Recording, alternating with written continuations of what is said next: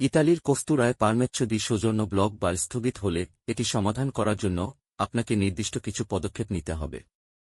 করণীয়: কেন ব্লক হয়েছে তা জানুন, কস্তুরাতে যোগাযোগ করে ব্লক হওয়ার কারণ জিজ্ঞেস করুন। সাধারণত নিম্নলিখিত কারণে ব্লক হতে পারে: অসম্পূর্ণ কাগজপত্র, নির্দিষ্ট শর্ত পূরণ না করা, প্রয়োজনীয় ফি পরিশোধ না করা, আইনগত কোনো সমস্যা যেমন পূর্বের অপরাধ বা ভিসা শর্ত লঙ্ঘন। প্রয়োজনীয় কাগজপত্র প্রস্তুত করুন। কস্তুরা থেকে পাওয়া তথ্য অনুযায়ী যেসব কাগজপত্র প্রয়োজন সেগুলো সংগ্রহ করুন।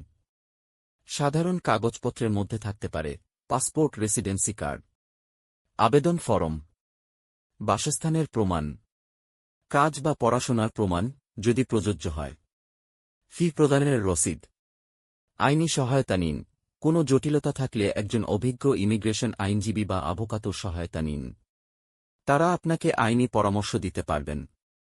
আপিল বা আবেদন পুনরায় জমা দিন। যদি কস্তুরা আবেদন প্রত্যাখ্যান করে, তবে আপনি আদালতে আপিল করতে পারেন। আপিলের নির্দিষ্ট সময়সীমা থাকে 30 দিন, তাই সময়মতো কাজ করুন। অনলাইন ট্র্যাকিং: আপনার স্বজনের স্ট্যাটাস জানতে পলিজিয়া দি এস্তাতোর ওয়েবসাইটে চেক করতে পারেন। পরামর্শ: সকল কাগজপত্রের কপি রাখুন। সময়মতো কাগজপত্র আপডেট করুন। কস্তুরায় সরাসরি যোগাযোগ বজায় রাখুন।